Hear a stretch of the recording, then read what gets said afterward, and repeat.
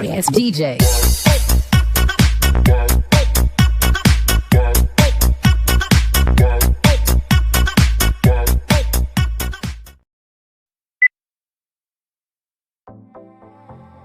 Kamustahin natin ang mga latest ganap kay Joshua Garcia.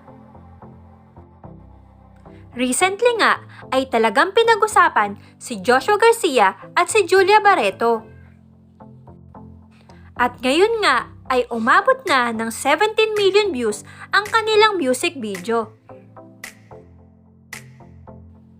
Maging ang kanyang latest commercial sa Jollibee ay humakot din ng katakot-takot na views.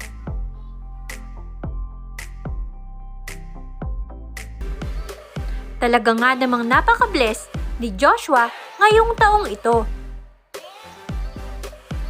Samantala, abala naman ito sa pag-iensayo para sa kanyang performance para sa ASAP bukas.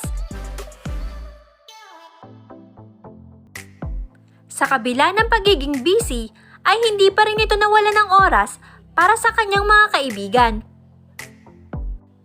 Kaya naman, ispata din ito na kasama sina Catherine Bernardo at Daniel Padilla habang naglalaro ng badminton.